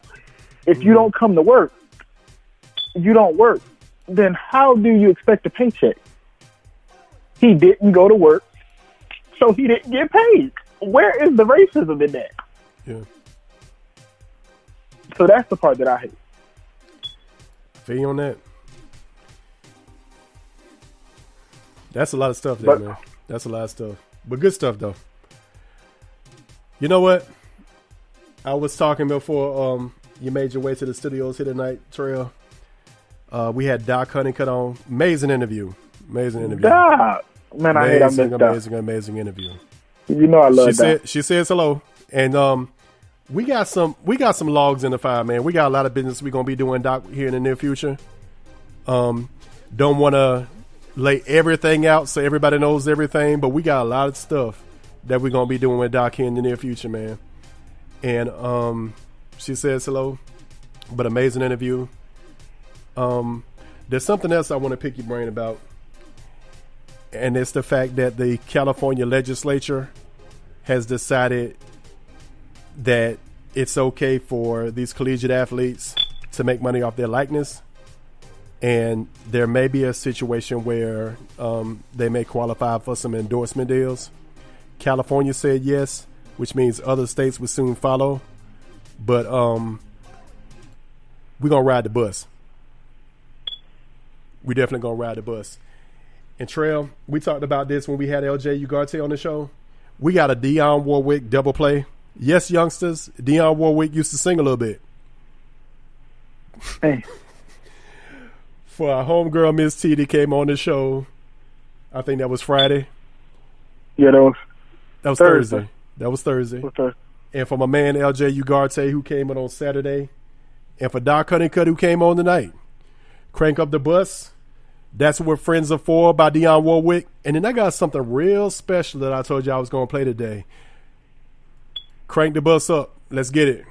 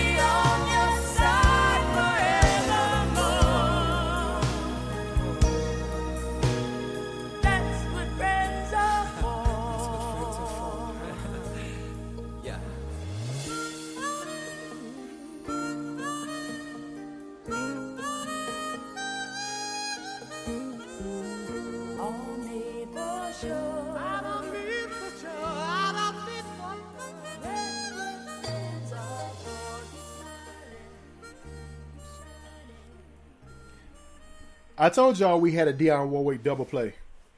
I got something for y'all tonight. And those of y'all that tuned in and hung out with me on Saturday, you already know what it is. We were debating about the old school bus. I'm too far from the mic. That's why we have producers. Good job there, fellas. We were debating about the old school bus on Saturday. LJ Ugarte was the guest. On Thursday, we played We Don't Have to Take Our Clothes Off.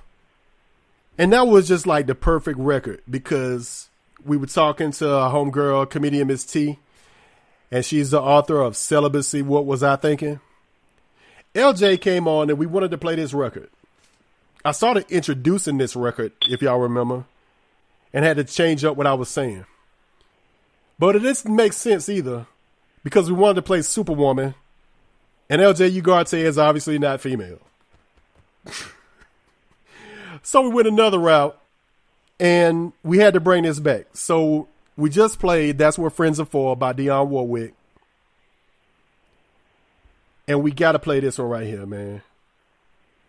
For women like Doc Honeycutt, who know the trials of being single parents, who wear so many hats and do them all, who are professional, who are accomplished, who are strong and successful and still remain humble when so many people who have accomplished less are so arrogant. We got to play this Superwoman record, man. But not just any Superwoman record, because when we play it, we know what y'all think. Karen White. But there's a version of this song trail that doesn't get it much burn, and it's a classic. Mm-hmm. Superwoman, Gladys Knight, Dionne Warwick, and Patti LaBelle. And y'all know how I feel about Gladys Knight. Had she asked me to marry her, I'd have changed my last name tonight. We on the bus. It's been cranked. Let's get this one. Superwoman by 3 Divas. Let's get it.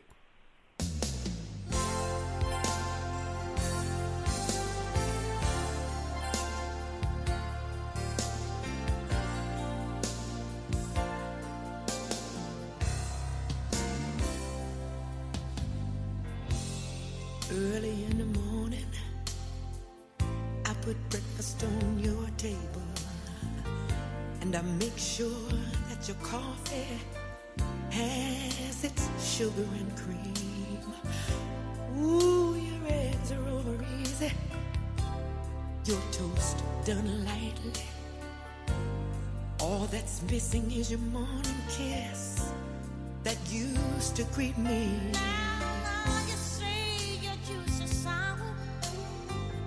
Well, it used to be so sweet. Well, and I can't help but to wonder if you're talking about me, baby.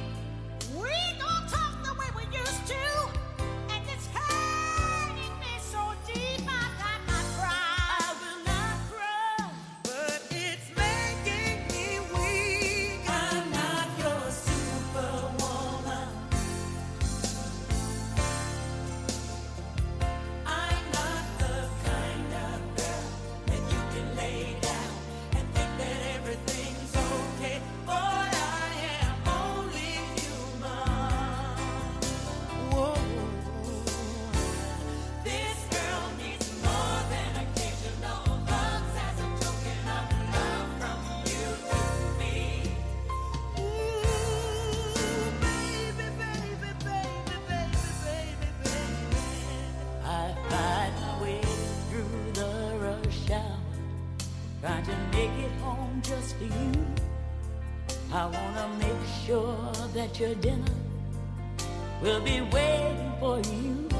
But when you get there, you just tell me you're not hungry at all.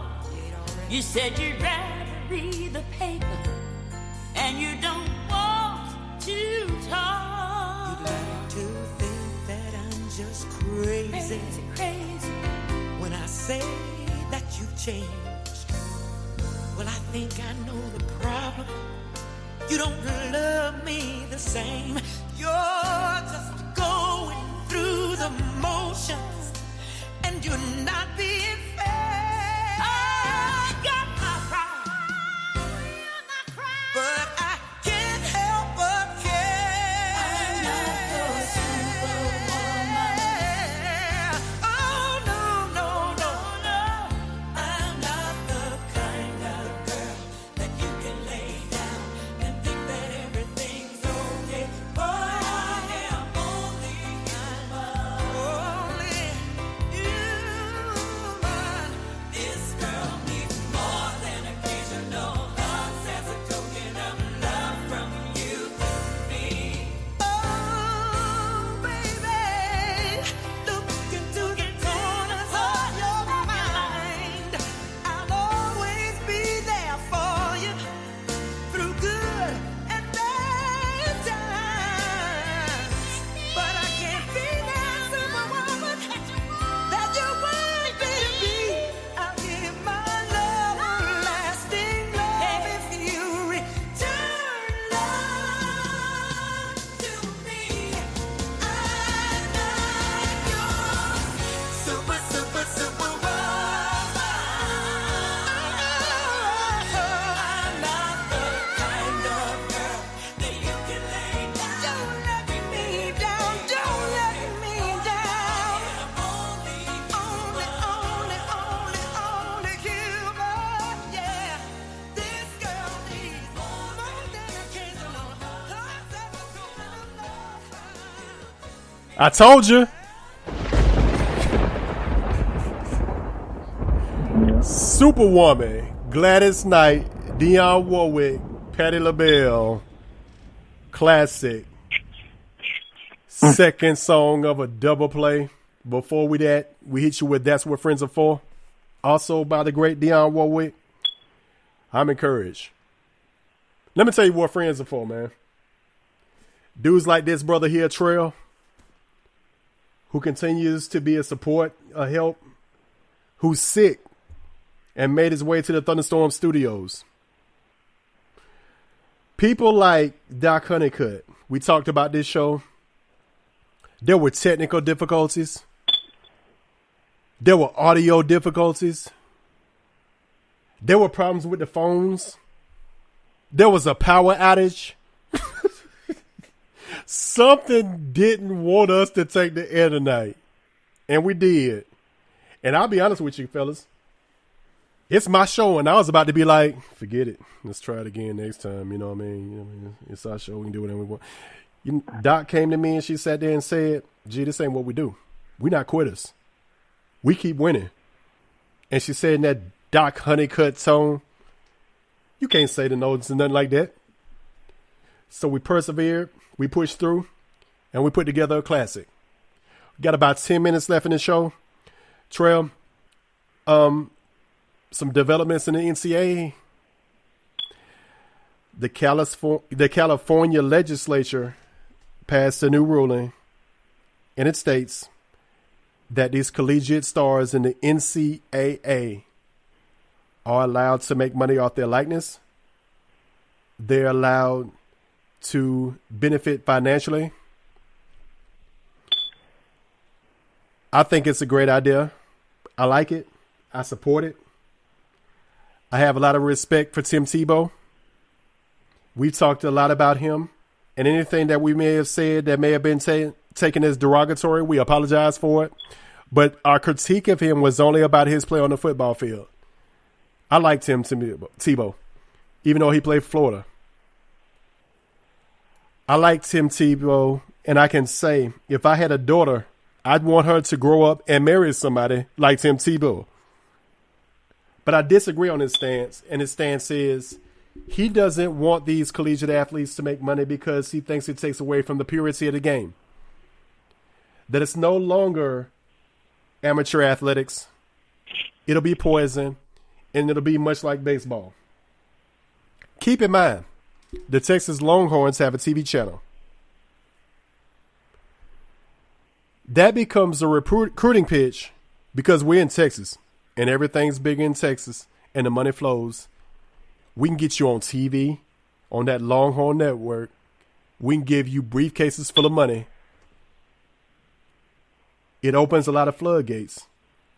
I'm supportive of it because it irritates me when the student can write a book while attending college, can host events, and be seen as a shining star and an academic scholar. If an athlete wants to do so and make some money, he's seen as a cheater. It's time to get out of that mindset. I love Tim Tebow. I disagree with his argument. I'm in favor of what the NCAA said. There will be some complications with the trail, but in everything, there are challenges, and I think this in the end will be a great thing. It's on you. When it comes to this argument, because I know what it feels like to be in college without, food, money. Like, I've been there. So this argument for me, it hit close to home. But I wholeheartedly disagree with Tim Tebow, and here's why. Because I feel like we only speak from the experiences that we go through throughout life. Tim Tebow grew up with I want to say a middle class to a wealthy family. They had money. He didn't come up in the poor. He wasn't in the ghetto. He wasn't in the hood. He wasn't in things like that. I got to jump in there. Now that part I don't know, because I hear stories like that, but then I also hear like Tim wasn't really as well off as we thought. No, well, see, that's my thing. So that's why I don't. But from and that's why I don't know for sure. Okay. So that's why I was always, I said I'm a preference because I don't know. But from what I've seen, like you, I've seen some stories where they say he wasn't that well off, but then I've seen other stories where he looked to be pretty well off. So this is the one thing I say. When it comes to this story, I always harken back to when I was watching the Fab Five story. Jalen Rose said one thing, and it was prevalent throughout the whole film, and I think it stuck with me. Jalen Rose said, I was out there scoring 30 points a game, seeing my face on TV, and he said, I used to walk by and I used to see my jersey hanging up in the stores, and I couldn't buy myself a box of pizza. So tell me how this man can walk by a store, see his jersey hanging up with his name on the back. He's making that jersey what it is. And he don't even got the money to buy himself a box of pizza. And the crazy part is, so many students are like that. Not just student athletes, but students alone are like that. It was times where, because the one thing that I hate when it comes to people talking about college, they say they provide room and board. Yes, that part is true.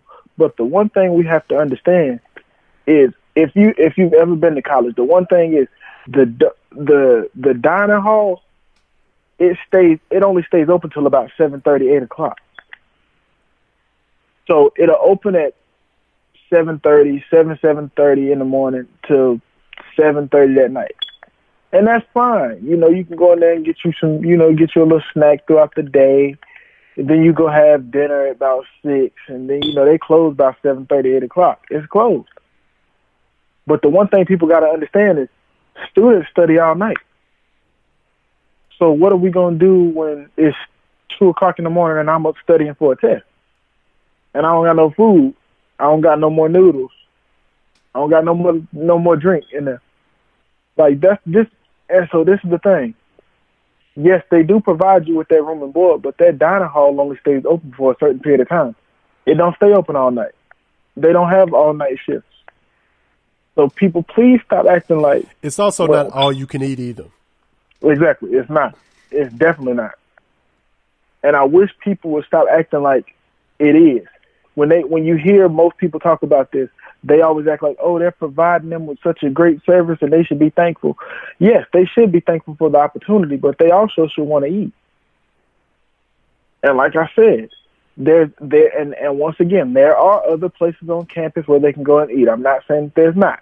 But like that dining hall, those places don't stay open all night.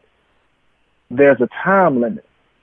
So the one thing that, and when it comes to student athletes,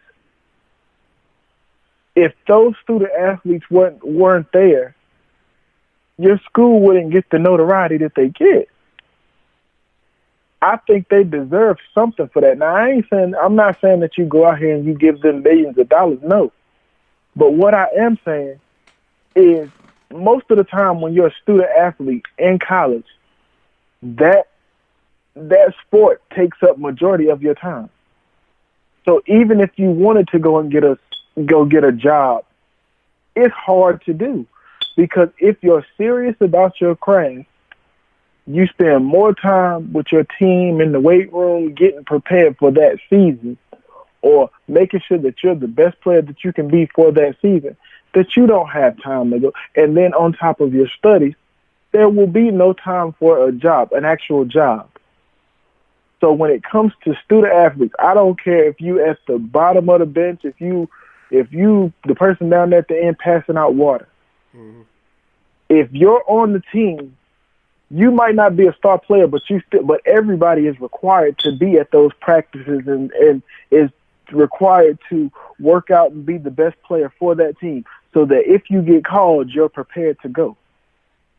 Knowing that, like I said, it's going to be hard to get a job. It's hard to be honest, it's hard to be a regular student and have a job.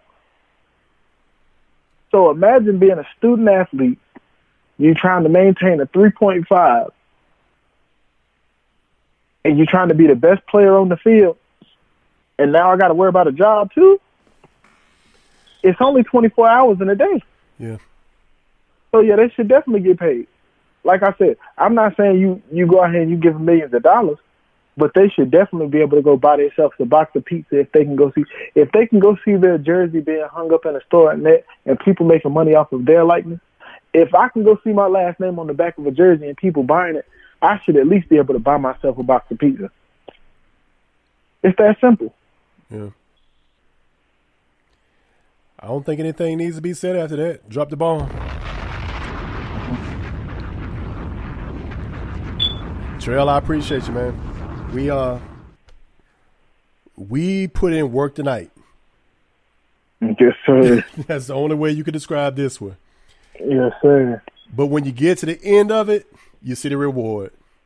Ladies and gentlemen, let me leave y'all with this. I'm tired. So is Trail. So is Doc. I ain't going to say it's the devil because we give him too much credit. But there was some force in existence that didn't want us on the air tonight. And we made it. And we made it through another one. And it's another classic. In your own life, you're running a race and there are hurdles. If I can get you to give up at the starting block, you'll never get to the finish line. And if you should just so happen to trip over one of those hurdles, you'll never get to the finish line. And we talked about mental illness and depression and all those things. This one could be the devil.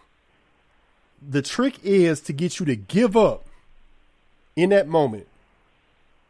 Just like they tried to trick me into giving up at that moment. There was depression. There was suicide attempts. There was depression for Trail.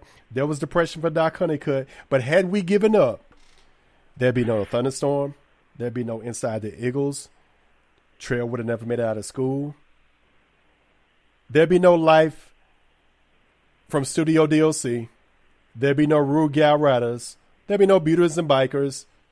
Doc Honeycutt wouldn't have written 7 books. I wouldn't be the editor of a magazine of a team that I've cheered for since I was 3 years. We wouldn't have 1 million readers a month.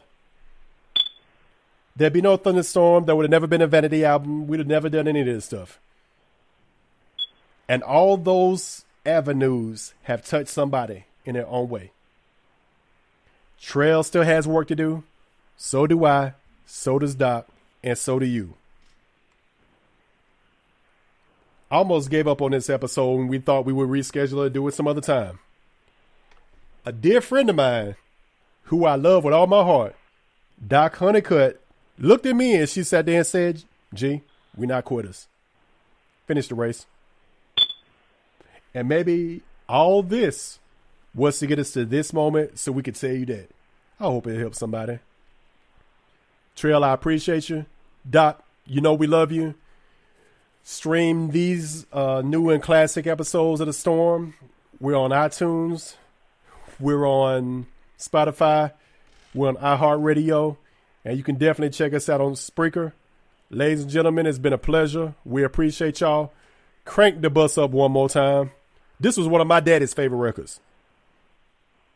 The Spinners, I'll be around. And we will too. Talk to y'all later. Yes, sir.